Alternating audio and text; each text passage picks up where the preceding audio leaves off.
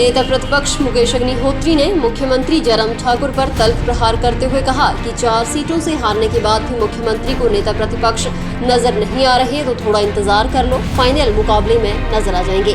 उन्होंने कहा कि विपक्ष की ताकत ये है कि मुख्यमंत्री को बनारस से तपोवन सदन में वापस आना पड़ा। मुकेश अग्निहोत्री ने ऊना में पत्रकारों को संबोधित करते हुए कहा कि 4 साल में प्रदेश में जनता जयराम ठाकुर को मुख्यमंत्री नहीं मान रही है और भाजपा के नेता भी मुख्यमंत्री को मुख्यमंत्री नहीं मान रही है। इसका उदाहरण है कि उनके नेता जो मुख्यमंत्री को भाव तक नहीं देते हैं। वहीं प्रदेश के पूर्व मुख्यमंत्री प्रोफेसर प्रेम कुमार धूमल ने एसएमसी अध्यापकों को लेकर जो पत्र लिखा है वह निदेशक शिक्षा विभाग को तो लिखा लेकिन मुख्यमंत्री को नहीं लिखा। उन्होंने कहा कि पूर्व मुख्यमंत्री जो प्रोजेक्टेड मुख्यमंत्री भी थे वह भी मुख्यमंत्री को पत्र लिखने में संकोच करते हैं। इसके मायने साफ समझ आते हैं। मुकेश अग्निहोत्री ने क्या कहा, देखिए इस वीडियो में। श्री जयराम ठाकुर ने दलील दी है कि कर्जे के बगैर सरकारें नहीं चल सकती और हमारा उनसे ये आग्रह है कि अगर आपने कर्जे पे ही सरकार चलानी थी तो आपने लगातार डबल इंजन की सरकार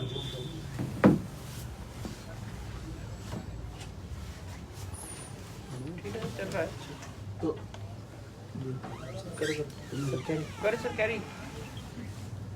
अगर आपने कर्जे पे ही सरकार चलानी थी तो आप इसको डबल इंजन की सरकार की संज्ञा क्यों देते रहे लगातार? जब आपको केंद्र सरकार से कोई वित्तीय मदद कोई मिलनी नहीं है और इसी ढंग से कर्जे ही उठाए जाने, कर्जे दर कर्जे उठाए जाने हैं, तो वो जो डबल इंजन की सरकार का कोई मायने नहीं रखती।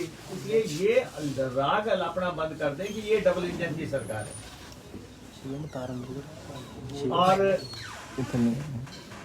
जो 31 मार्च 2020 तक, सिर्फ 31 मार्च 2020 तक जो ऑडिट की रिपोर्ट है उसमें जो पिक्चर आई है किस ढंग से आपने हिमाचल प्रदेश की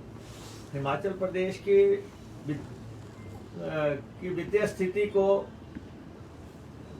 बट्टा लगाया है, किस ढंग से आपने जो है प्रदेश को दिवालियापन के कगार पे धकेल दिया, इससे साफ है कि मार्च 2020 तक ही आप 62,212 के कर्जे में हैं। 62,212 का कर्जा आपने ले लिया और आप जो विकास की दुहाई देते हैं, आपकी ग्रोथ जो है नेगेटिव ग्रोथ है, विकास जो है नेगेटिव है, -0.67 नेगेटिव ग्रोथ है। और आपने खर्चों में जो है ड्यूरिंग 2019 और 20 कैपिटल एक्सपेंडिचर जो है 5,174 रुपए जो है बढ़ गया और पिछले सालों की तुलना में ये जो है 591 करोड़ रुपया ओवर द प्रीवियस ईयर, पिछले साल के मुकाबले में 591 करोड़ खर्चे आपने और बढ़ा दिए। आमदनी 54, खर्चा रुपया। ये जो फैलसूफियां आप दिखा रहे हैं लगातार, जो शानो शौकत दिखा रहे हैं और खर्चे आप कर रहे हैं, आपके पास जो भी है वो कर्ज की बैसाखियां हैं। सारा समय कर्ज चल रहा है और विकास के लिए आपके पास पैसा नहीं है। और आपके अगर तीनों इंडिकेटर्स देख लें, आपका कर्जा कहां पहुंच रहा है और बाय द एंड आप इनिंग खत्म करेंगे तब आपका कर्जा जो है 85,000 करोड़ रुपए के आसपास पहुंचना है। और आपका पिछले सालों की तुलना में किस ढंग से आप खर्चा बढ़ा रहे हैं, लगातार खर्चा बढ़ रहा है और आपकी ग्रोथ नेगेटिव है। और उसके अलावा आपका डेफिसिट जो है लगातार बढ़ रहा है। ये तस्वीर जो आपके सामने आई है, ये तो हमने पेश नहीं की, ये तस्वीर जो है कैग ने पेश की है। और आप अभी तक जो लगातार दुहाई देते थे कि मैंने बड़ा बेहतरीन वित्तीय प्रबंधन किया है, उसकी पोल जो है यहाँ पे खुल गई आके। और यहाँ पे आपने टोटलिटी में इस प्रदेश को वित्तीय बैंकरप्सी पे पहुंचा दिया है। वित्तीय कंगाली जिसको कहते हैं, वो उस स्थिति पे आपने पहुंचा दिया है। और ये हम नहीं कह रहे हैं, ये दस्तावेज जो है ये सरकारी दस्तावेज है, सरकारी दस्तावेज इसका खुलासा कर रहे हैं। और ये एक रिपोर्ट में नहीं, ये जो तीनों रिपोर्टें आई हैं, ये रिपोर्ट नंबर 1 ये वित्त की रिपोर्ट है, ये दूसरी और तीसरी ये स्टेटस रिपोर्ट जो है पब्लिक सेक्टर अंडरटेकिंग की है, और तीसरी रिपोर्ट, ये तीनों रिपोर्टों में ये भंडाफोड़ हो गया है कि जयराम सरकार ने प्रदेश का भट्ठा बिठा दिया है। वैसे तो उसका मालूम पड़ गया इनको, जो अभी चुनाव हुए और उन चुनावों में जो है 4-0 हुए, तो उससे भी जो है जनता तो पारखी है। जनता ने तो इन रिपोर्टों से पहले ही अपना नतीजा, अपना फरमान सुना दिया। लेकिन ये जो लगातार बातें की जा रही थी, ये कोई डबल इंजन की सरकार नहीं है, ये कोई ट्रिपल इंजन की सरकार नहीं है, और इनकी क्रैश लैंडिंग हो चुकी है। ये डबल इंजन की सरकार कहते हैं, डबल इंजन सबसे खतरनाक फैटल हो रहे हैं। अब डबल इंजन जो है वो उसका जो है क्रैश जो है ये सामने आ गया है, और इसने पूरे हिमाचल की बर्बादी का इतिहास लिख दिया है। और आने वाले अब एक साल 31 मार्च 2020 के बाद एक साल 2021 का भी निकल गया, और अब जो है दिसंबर तक आ गया, 1.5 साल और हो गया। 62,211 में आप ऐड कर लो कि कितना और कर्जा ऐड हो गया होगा। और बाय द एंड 31 मार्च 2022 को क्या होगा, और जब आप छोड़ेंगे नवंबर में, तो ये 2.5 साल का कर्जा और ऐड हो जाएगा। हम इसलिए बार बार कह रहे हैं, ये कह रहे हैं कि जी मुझे विरासत में मिला। अरे जितना विरासत में नहीं मिला, उससे ज्यादा तो आप कर्जा अपने राज में ले रहे हैं। अकेले राज में जितना आप कर्जा ले रहे हैं विरासत से ऊपर है। तो इसलिए प्रदेशवासियों से झूठ बोलने की कोशिश मत करें। आपने अकेले ही उतना कर्जा ले लेना है जितना कभी जो सरकारें रही हैं, पूर्व में मुख्यमंत्री रहे हैं और कई मुख्यमंत्री रहे हैं, डॉक्टर परमार से लेकर वीरभद्र सिंह तक, शांता कुमार जी, धूमल जी, रामलाल जी, जितने मुख्यमंत्री रहे हैं, उनका जो टोटल कर्जा है उतना अकेले एक जयराम का है। 5 मुख्यमंत्रियों का और जितनी सरकारें बड़ी उतना कर्जा नहीं होगा जितना अकेले का होगा। और लगातार राग अलाप रहे हैं कि जी ये डबल इंजन की सरकार है, ये ट्रिपल इंजन की सरकार है। और ये स्थितियां जो है बड़ी अफसोसजनक है हिमाचल प्रदेश के लिए, कि आपकी ग्रोथ नेगेटिव में चली गई और आप जो है कर्जा बढ़ गया, खर्चों में जो है खर्चे बढ़ गए, और ये बड़ा साफ तौर पे सारे इंडिकेटर्स पे आप फेल हो गए। जितने भी इंडिकेटर, फाइनेंशियल इंडिकेटर्स हैं, उन पे सब पे आप फेल हुए हैं। और इसलिए मैं इनसे कहना, मैं मुख्यमंत्री जी से कहना चाहता हूं कि आईना आपको दिखा दिया गया है, कैग ने आपको आईना दिखाया है, और बजटरी मैनेजमेंट की तरफ आपका कोई ध्यान नहीं था, finances of the state manage करने के लिए आपका कोई ध्यान नहीं था, और क्वालिटी की तरफ आपका कोई ध्यान नहीं रहा। और ये भी लिख दिया, state government is yet to fully implement the notified IGAS 2 and 3 rules in the state. मतलब कि वित्तीय इंडिकेटर जो हैं आपने जो तय है FRBM के तहत, फाइनेंशियल जो रूल्स हैं हमारे, कि आप कितना कर्जा लेंगे, आप उन सारे इंडिकेटर्स को तोड़ के जो है अपने कर्जे लिए हैं। और आप स्टेट में पिक्चर्स अलग तरीके से रख लें, इसलिए ये जो है बात सही नहीं है। दूसरा, मुख्यमंत्री जी आज आए थे, कहते कि जी नेता प्रतिपक्ष कौन है, हिमाचल प्रदेश की जनता जानना चाहती है।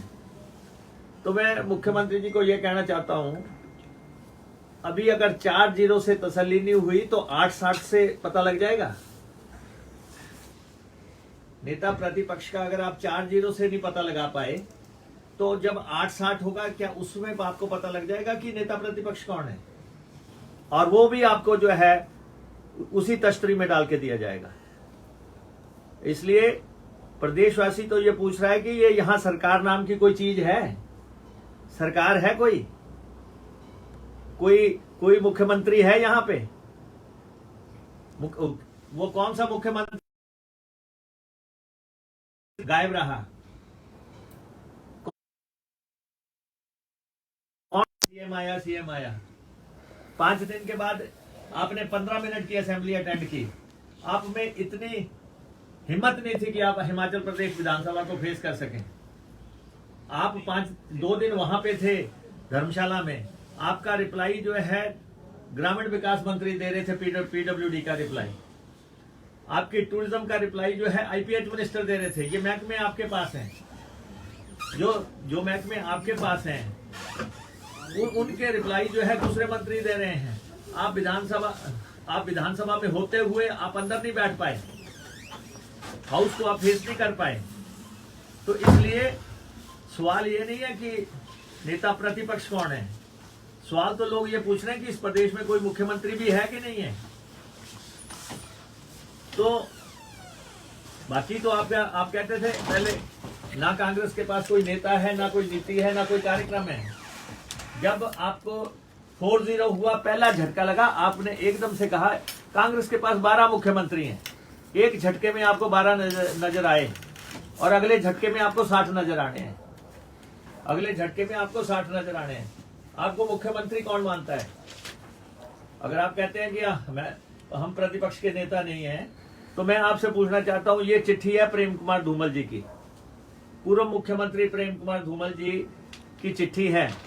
पूर्व में मुख्यमंत्री रहे हैं और जानते हैं कि कानून क्या है।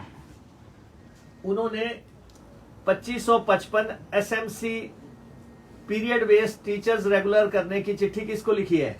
आपको नहीं लिखी। 2555 टीचर रेगुलर करने के लिए ये चिट्ठी लिखी है प्रेम कुमार धूमल जी ने। ये चिट्ठी आपको नहीं लिखी है अमरजीत शर्मा, डायरेक्टर। इसका मतलब आपके लोग आपको नहीं मानते। अगर 2500, उनको भी मालूम है कि अगर 2555 टीचर रेगुलर करने हो और पूर्व में मुख्यमंत्री, उनको भी पता है कि ये चिट्ठी चीफ मिनिस्टर को लिखी जानी चाहिए और फिर वो जो है इसको कैबिनेट में लेके जाएंगे, कैबिनेट इनको रेगुलर करेगी। लेकिन उन्होंने आपको चिट्ठी नहीं लिखी, चिट्ठी लिखी डायरेक्टर को कि इन बच्चों को जो है रेगुलर किया जाए।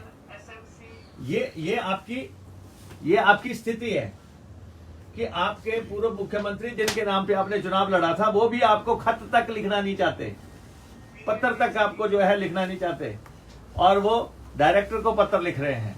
इसलिए शीशे के घरों में रहना है तो पत्थर उतने ही मारने की कोशिश करना जितने के बर्दाश्त कर सको। अगर आप कहते हैं नेता प्रतिपक्ष कौन है, तो इस प्रदेश में तो यही है कि मुख्यमंत्री कौन है। और ये लगातार जो है बात चल रही है कि हिमाचल प्रदेश में सरकार नाम की चीज नहीं है। आप जो है 70 चल रहा है, आपने धर्मशाला का 70 बुला लिया, 5 दिन का आपने 70 बुलाया। अगर आपको वहां बैठना नहीं था, तो अगर आपको काशी जाना था तो आप काशी जाते ना, आपने 70 क्यों बुलाया? और ये विपक्ष की ताकत है। आप कहते हैं विपक्ष कौन है? ये विपक्ष की ताकत है जिसने आपको काशी से जो है धर्मशाला पहुंचा दिया। आपने अनाउंसमेंट हो गई कि 3 दिन तक मुख्यमंत्री नहीं आएंगे। ये अनाउंसमेंट हुई कि 3 दिन तक, अब आखिर के 3 दिन मुख्यमंत्री नहीं आएंगे। ऊपर से स्पीकर ने अनाउंस कर दिया, नीचे मंत्री ने कह दिया, उसके बावजूद आप अंतिम दिन धर्मशाला पहुंचे। ये है विपक्ष की ताकत, और पता लग गया होगा कि नेता विपक्ष कौन है। तो इसलिए जो है खंबा नोचने की कोशिश मत करो। जो इबादत लिखी जा रही है दीवार पे, उसको समझने की कोशिश करो।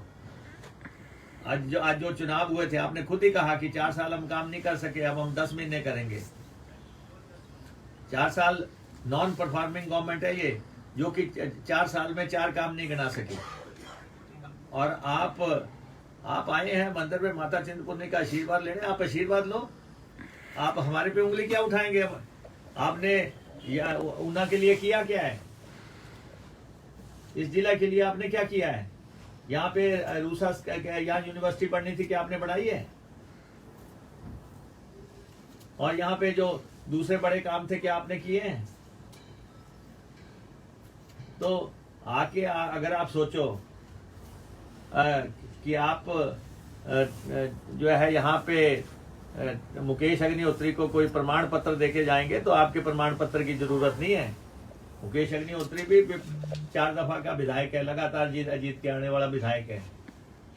और बाकी आपको जो है चुनाव आने दो, सारा पता लग जाएगा। तो ये स्थितियां जो है प्रदेश की बनी हुई हैं। और सबसे दुखद है कि सारे आपके पब्लिक सर्विस PSUs जो है घाटे में हैं, सारे लोक उपक्रम घाटे में चल रहे हैं। और आपने सब में जो है थोक बजा के जो है खर्चा किया है। और 22 चेयरमैन लगाए हैं, चेयरमैन लगाए हैं और दूसरे लगाए हैं जिनके पास खुद जो है जो पब्लिक सर्विस उपक्रम सरवाइव नहीं कर सकते, वहां पे आप कैसे खर्चे कर रहे हैं, किस ढंग से उनके माध्यम से लोन ले रहे हैं। लगातार जो है लोन के ही चल रहा है। और आप कहते थे प्रधानमंत्री जी, आपके प्रधानमंत्री जी जो जिन्होंने ये कहा था दिल्ली में पार्लियामेंट में कि मनरेगा कांग्रेस पार्टी की जो है असफलताओं का जीता जाता स्मारक है। आज उसी मनरेगा की दुहाई दी जा रही है। आज मनरेगा के सिवाय कोई काम हो रहा है? विकास किसको कहते हैं? मनरेगा को आज ये सिर्फ मनरेगा को विकास बता रहे हैं, जो कि एक योजना के तहत पंचायतों को पैसा खर्च करना है। मनरेगा का पैसा पंचायतों का पैसा है और वित्त आयोग का पैसा जो है वो पंचायतों का पैसा है। और आबादी के हिसाब से पंचायतों को मिलता है।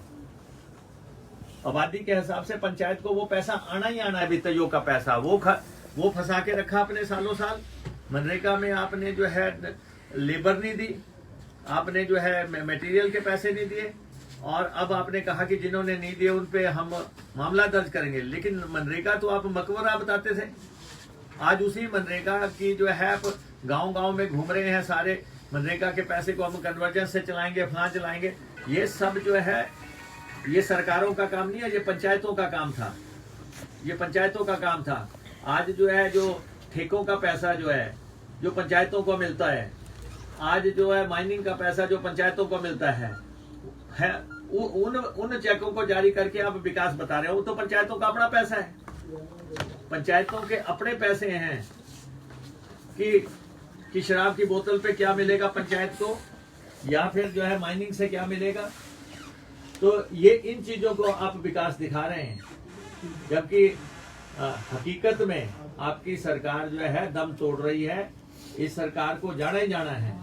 लेकिन जो है अगर अभी भी समझ नहीं आया कि नेता कौन है तो थोड़ी देर और इंतजार करो। फिलहाल के लिए बस इतना ही। और बड़ी खबरों के लिए बने रहिए न्यूज़ सुपर भारत के साथ।